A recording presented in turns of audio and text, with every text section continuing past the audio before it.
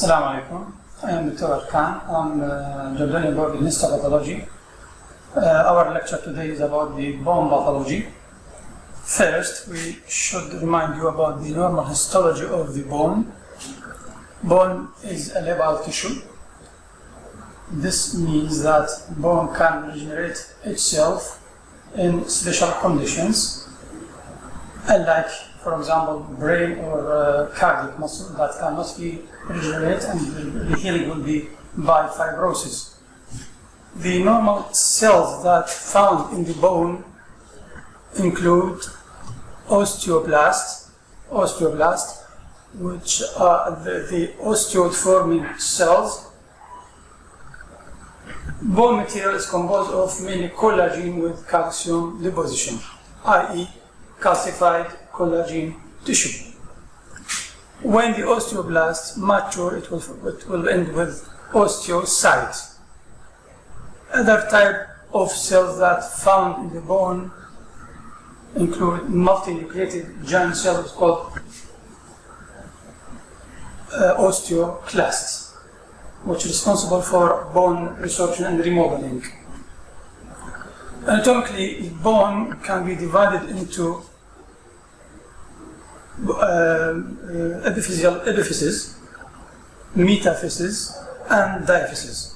This is important in the diagnosis of bone tumor because, as you will see later, special bone tumor characteristically affecting special site in the bone. For example, owing sarcoma affect the diaphyses.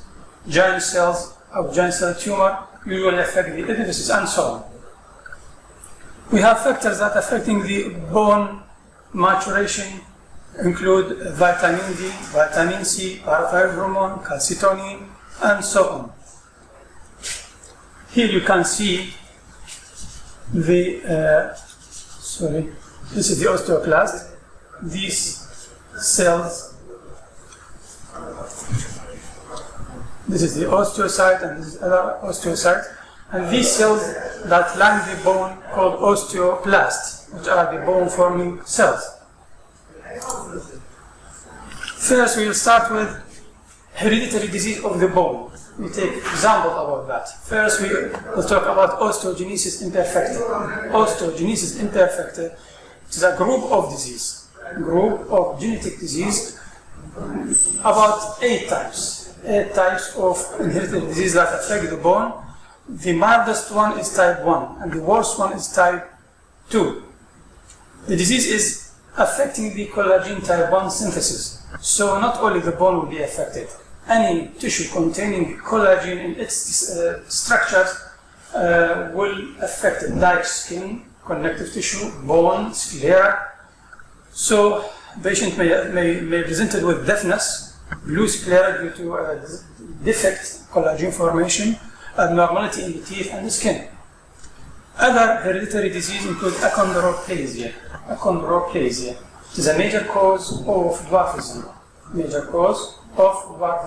The defect or impairment is affecting the growth plate, which is usually start with cartilage and end with bone formation. It is responsible for prolongation of the bone. So any bone arising from cartilage, it will be affected. If the condition is homozygous, the condition will be lethal due to respiratory failure. Other hereditary disease called osteopetrosis. The defect here is in the multinucleated giant cells, which is called osteoclast. So the bone will form with defect in its structure. Abnormal, thickened, fragile bone with abnormal mineralization. Thickened bone, and this thickening will lead to narrowing of the marrow space. And you know the marrow space containing what? Containing the marrow elements. So the patient will be presented with pancytopenia because there is reduction in the bone marrow elements that forming RBCs, YBCs, and so on. So there's pancytopenia. In addition to that, the bone is fragile, so there may be a multiple fracture. Also, due to thickening of the bone, if there is a nerve passing through this area, there will be a pressure on this nerve leading to nerve pulsing. We have a common condition to the aging process, osteoporosis. From its name, osteoporosis, it means there's porosity in the bone due to imbalance between bone resorption and bone formation. They thought that there is what's called rank receptor. Rank receptor, it means receptor activator of nuclear factor K. It's a group of membrane of tumor necrotic factor. So we have a receptor for rank. This is the macrophage. This is the macrophage, and this is the osteoblast. We have receptor of rank on the surface of the macrophage, and we have the ligand for this receptor found on the osteoblast. When there is activation and interaction between the ligand and receptor, with the release of monocyte colony stimulating factor, this macrophage will activate it and transform or differentiate it to osteoclast. And you know osteoclast is responsible for bone resorption. So the bone will be resorbed and become weak and thin plates. This is the basic information about the osteoporosis.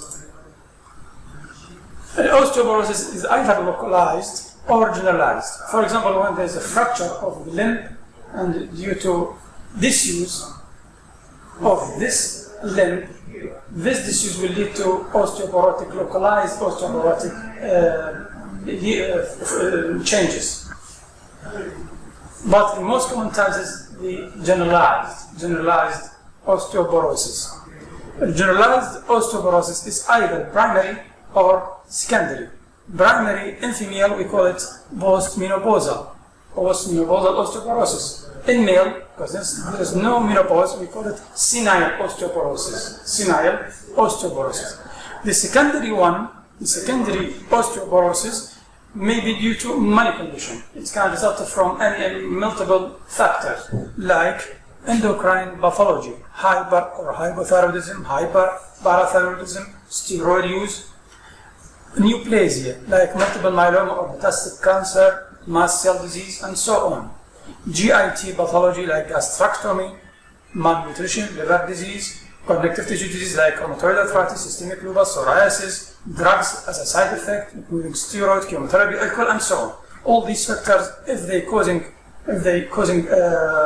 osteoporosis, we call this type of osteoporosis secondary osteoporosis because it's secondary to that condition. If we turn back to this diagram, here we have what's called osteoprotein or osteoprotein. This osteoprotein prevents ligand receptor interaction.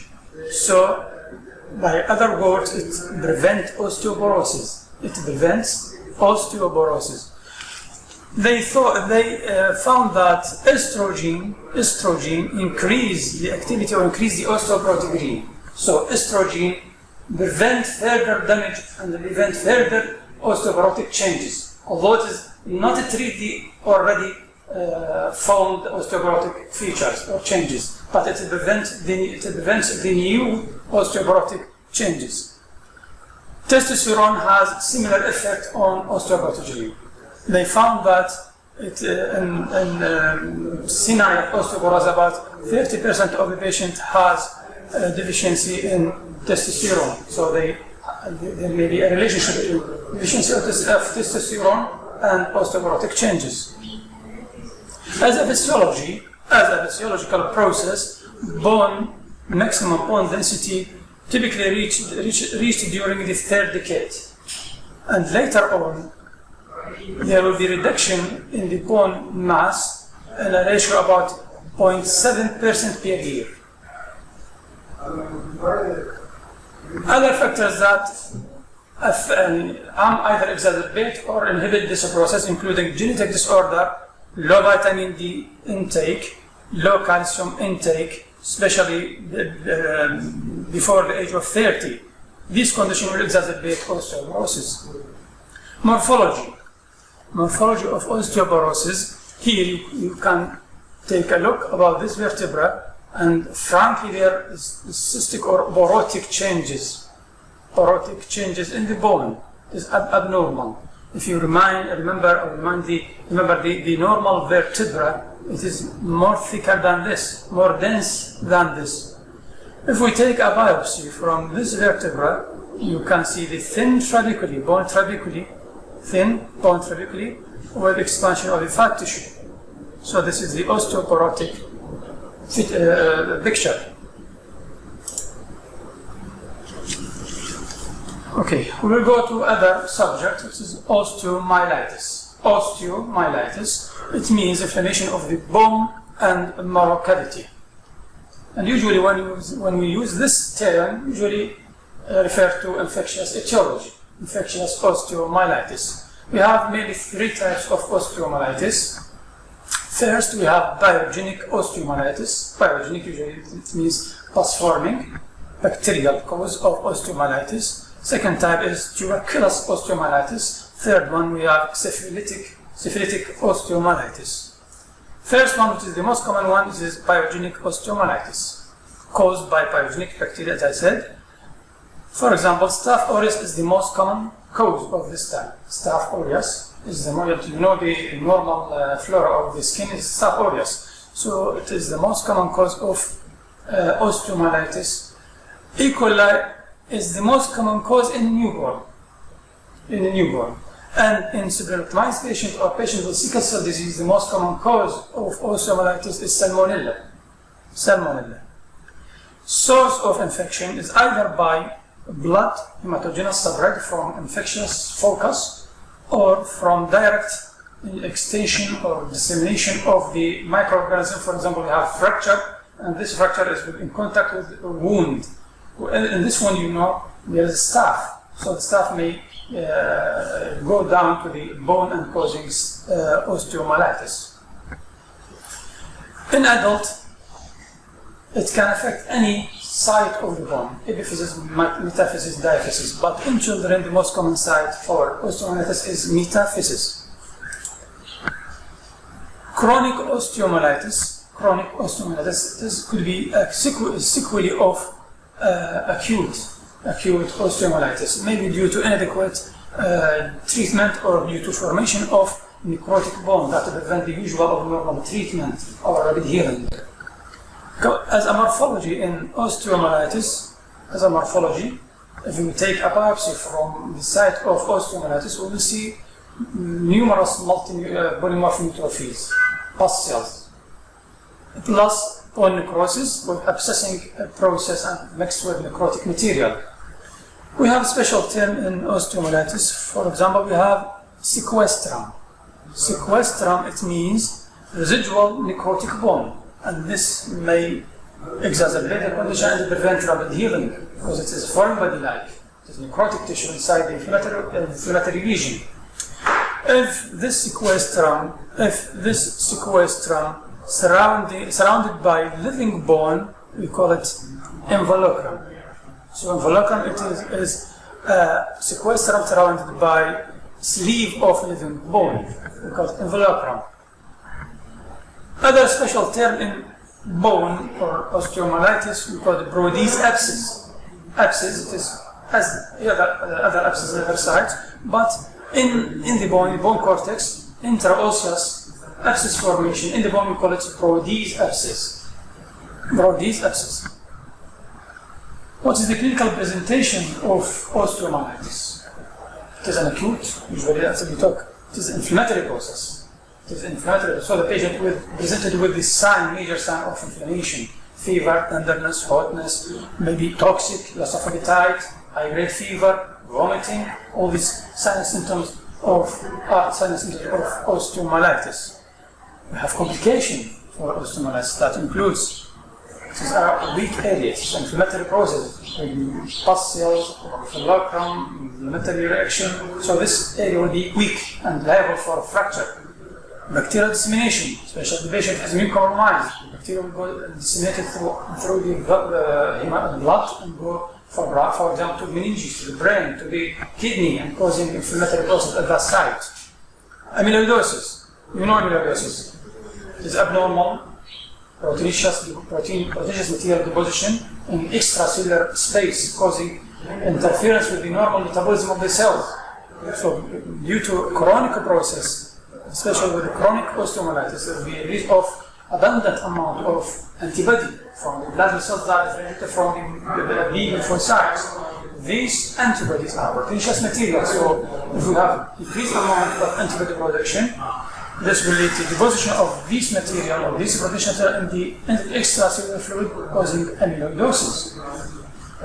Chronic skin sinus, and this is important, although it is rare, but it is a very important complication. Due to proximity of the bone to the skin, this, and due to a chronic osteomyelitis, this will lead to chronic irritation of the skin by formation of sinus. This chronic irritation, chronic inflammation may cause plastic changes and then to squamous cell carcinoma. This is the gross and microscopic feature of osteomyelitis. You can see this is the femur, this is the head of the femur, and you can take a look about the destructive process of the osteomyelitis, destructive lesion. And if you take a biopsy, you will see polymorphic neutrophil. All these are cells, all these cells are polymorphic neutrophil, pus cells. In addition to what we have here, this piece is a polytrabecular, but you can take a look about the osteocyte. There is no nucleus. This is necrotic bone piece. This is sequestrum. Okay? In addition to that, we have also necrotic debris. All these amorphous eosinophilic material are debris, cellular debris. These are the features, microscopic features of osteomyelitis. Other type of osteomyelitis, other than biogenic osteomyelitis, we have tuberculous osteomyelitis. When you look here, you can see the bone piece. This is living bone. This is living bone because the nucleus of the osteocyte, nuclei of the osteocyte are still present. This one and this one, there's another one. This is living bone trabecule. Here we have fibrosis.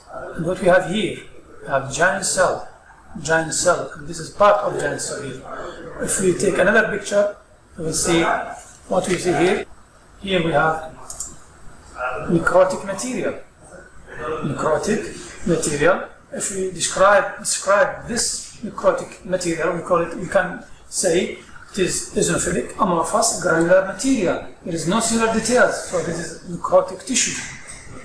If we return back to the basic pathology and we can remind the types of necrosis, we have coagulative necrosis, caseous necrosis, and what we have effective necrosis, and so on.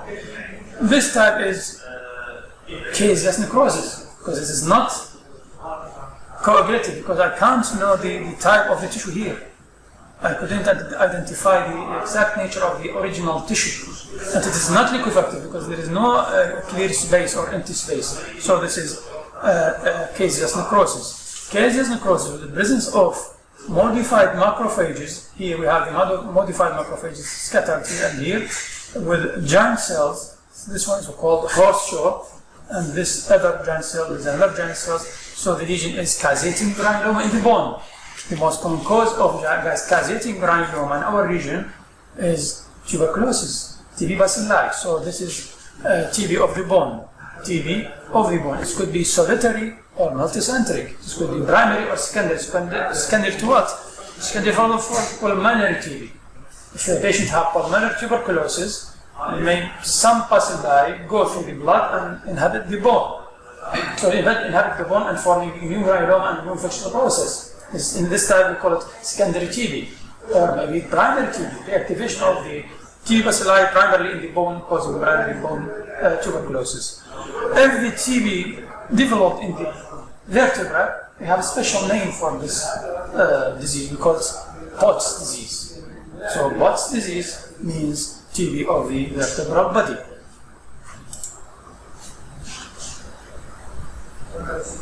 Paget's disease. From old lectures, when we talk about the breast pathology, you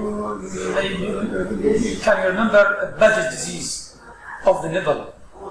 At that time we told you that the budget disease of the breast associated with underlying carcinoma. But here, budget disease is completely different. It has no relation to the budget disease of the bone. So you should be careful with this term. Budget disease of the bone has no relation to the budget disease of the breast. Budget disease of the bone is a rare disease. Etiology is not exactly known, so there is maybe some thoughts that the cause of the etiological agent is viral cause. It has three phases. First, it will start with initial phase with osteoclastic phase. So there will be hyperactivity of the osteoclast and causing bone resorption. Later, there will be osteoblast activity, mixed phase, osteoclastic phase, and there will be new bone formation, but this one is abnormal bone, leading to the third phase, which is called osteosclerotic phase. At the end of this process, the patient usually affect the flat bone of the skull or clavicle and so on, scapula. So the bone that formed in this case is abnormally thickened, and can press the nerve, causing nerve pulsing. Also, there is an important complication, very important complication in Paget's disease, which is the secondary malignancy. And we will talk about that later. Morphologically, if we take a biopsy from a bone affected by Paget disease, it has a special pattern. We call it mosaic pattern. If you look to this bone piece, you can see these lines. They are haphazardly distributed. This pattern usually characteristic for Paget disease. Now we will go to a very important subject in the bone pathology, which is bone tumor. You know, like other organs, we have primary tumor and secondary tumor. Primary tumor either benign or malignant. Secondary it is mandatory to be malignant to metastasize to the bone. The secondary bone tumor is more common than primary. This is because we have multiple organs that can give metastasis to the bone. So the secondary tumor is more common than primary. Before the histological diagnosis of the bone tumor, before the histological diagnosis or pathological diagnosis of tumor, we should have clinical information, clear and very exact, very informative clinical setting about the tumor. It includes age, history of trauma, genetic disease, and so on. So it should be very clear. Radiological finding is very important also. Radiological finding include whether the tumor is osteolytic, or sclerotic. Is there any pattern like onion skin? It's important as we talk about the special type of the tumor that has a special characteristic feature or radiological finding. The site of the tumor is very important. Is it epiphyseal, diaphyseal, metaphyseal, and so on? Is it single or multiple? Later on, we will depend on histology. So, histology is after the clinical history and after the radiological finding. Why this is important? Because some reactive non-neoplastic lesion can mimic tumor, can mimic even malignancy. So the clinical history or radiological finding is very important for diagnosis of bone tumor and its classification. About the behavior of the bone tumor, we have benign, and we have malignant, and we have borderline. Okay? Some tumors is not definitely malignant and it is not definitely benign. It has, we call it borderline. If we take example about this tumor, you can look here, we have vertebra. This one is another vertebra, this is another. From first look, it is, I can suspect this patient is elder. He is elder, old patient, because we have what we have here. We have osteoporotic bone, here and here, osteoporotic bone. But what I have here, I have a mass. I have a mass in the bone. If I take a section from this area and put it under microscope after conventional staining, what I see here, I see the bone trabeculae, and here I also infiltrated by sheets of atypical cells with some duct or gland-like structures. Okay, so I can give primary diagnosis about this picture. This is metastatic adenocarcinoma to the bone. Metastatic adenocarcinoma to the bone, because the patient, because the lesion is in the vertebra, and when I take a biopsy, I identified a gland forming a tumor. So this is adenocarcinoma reaching the bone. This figure showing the types of or histological types of bone tumor. The most common bone tumor, primary bone tumor, is from hematological or hematopoietic cells. Hematopoietic, about 40% of the primary bone tumor is from hematopoietic cells that include multiple myeloma and lymphoma. Then we have the bone proper. If we exclude hematopoietic cells, we have other components which includes bone, osteogenic tissue, chondrogenic tissue, fibrogenic tissue, and other unknown origin tissue. So the tumor that arising from the cartilage, we have benign and malignant. The benign cartilage forming tumor include osteochondroma, and you know, oma usually means benign tumor. Osteochondroma, chondroblastoma, chondromyxoid fibroma. These are benign bone tumor that forming cartilage. The malignant counterpart or the malignant cartilage forming tumor include chondrosarcoma. So we have the differentiated chondrosarcoma and mesenchymal chondrosarcoma. Regarding the bone or osteogenic tumor, we also have benign and malignant. We have the benign part, we have osteoid osteoma and osteoblastoma. The malignant one is osteosarcoma. Malignant osteoid forming tissue tumor is osteosarcoma. Fibrogenic tumor that affects the bone include fibrous cortical defect, and according to the size, if the size is more than 5 cm, we call non-ossifying fibroma. Sorry. Fibrous histiocytoma and desmoplastic fibroma. All these are benign fibrous tumor of the bone. The malignant counterpart of this tumor is fibrosarcoma. We have tumor that affect the bone or a tumor-like condition with unknown origin.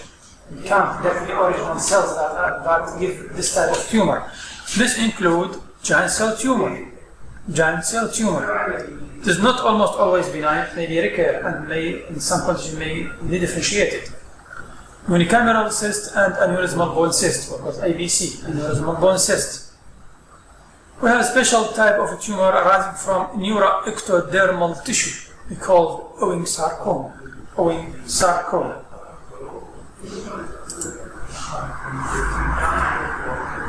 First, we start with benign bone forming tumor. First, we talk about osteoma. As I said, oma means benign tumor. Osteo, and it means bone forming. So it is benign bone forming tumor. Some thought it is not neoplastic, even it is not tumor. Maybe it is reactive condition.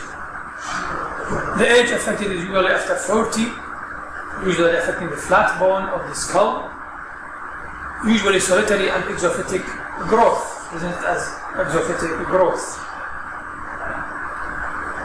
We have multiple osteoma in a condition called Gardner syndrome, and I suppose you take it in the GIT system. This is usually asymptomatic, or maybe cosmetically or maybe disfiguring. If it is large, the patient will come to the cosmetic, to the plastic surgeon to take it out for cosmetic cause, or it can press a nerve, causing nerve pulsing. It is completely benign condition, healing by simple excision. And if we take a biopsy from this bone lesion, we will see a mixture of lamellar and woven bone without a tibia, without mitosis, without necrosis. So this is osteoma. Second, we have osteoid osteoma. Osteoid osteoma. It is a benign, solitary, mainly affecting the longitubular bone. Mainly affecting the longitubular bone. Size usually less than 2 cm and the age about less than 25 years. X-ray is usually appears as osteolytic, well-defined osteolytic lesion. Appear as well-defined osteolytic lesion, and if we take a biopsy, we'll see center of vascularized area or vascularized nidus admixed with woven bone surrounded by sclerotic bone. Sclerotic bone.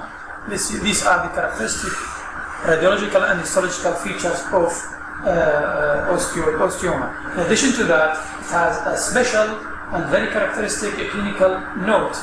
This tumor is painful, and there is a dramatic response for aspirin. There is a dramatic response for aspirin. We have other tumor similar to osteoid osteoma, but it is a little bit larger, and affect mainly the flat bone like vertebra, and there is no nidus that present in the osteoid osteoma. This flat nidus that contains vascularized area with woven bone, we call it nidus. Nidus is not present in osteoblastoma. Osteosarcoma. Osteogenic sarcoma. It is the most common malignant primary bone tumor if we exclude the hematopoietic tumor.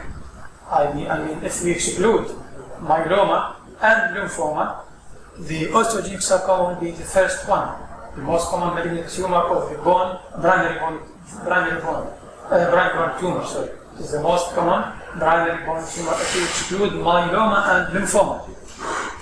Usually affect young age, before the age of 20, male more than female.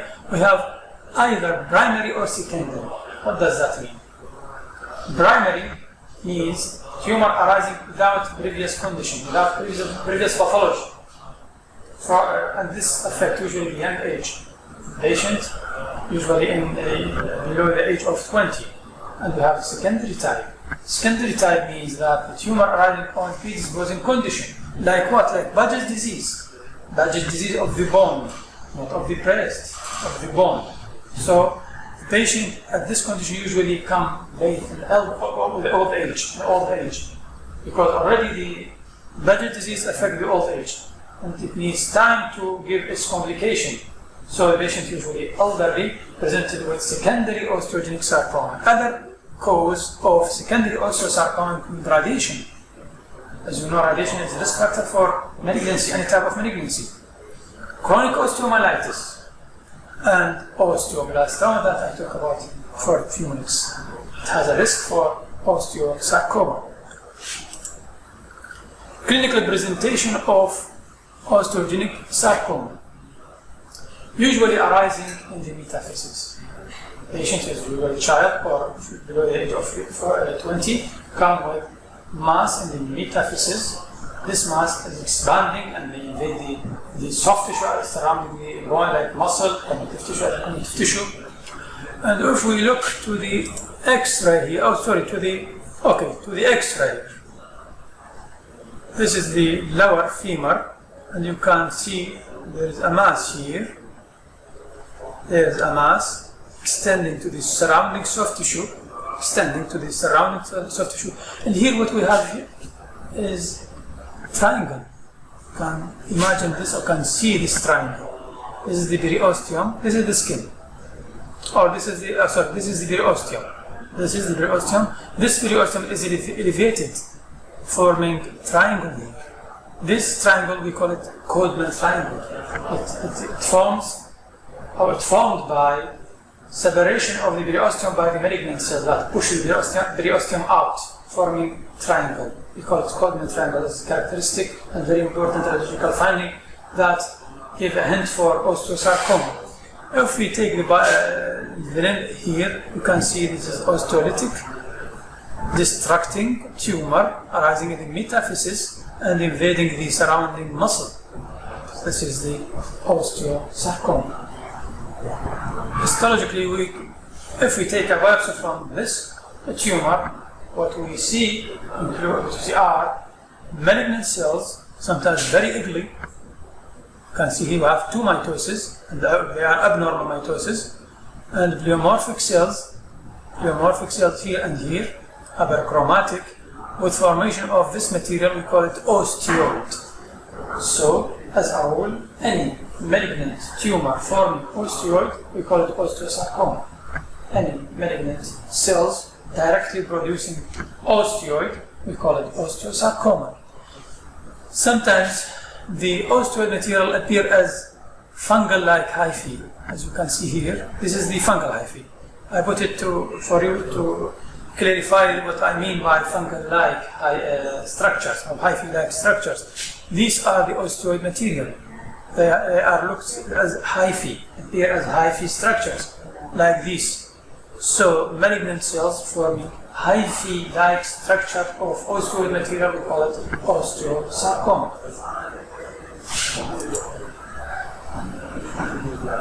In the next lecture, we will talk about the cartilage-forming tumor. In the next lecture, inshallah. Thank you for your listening.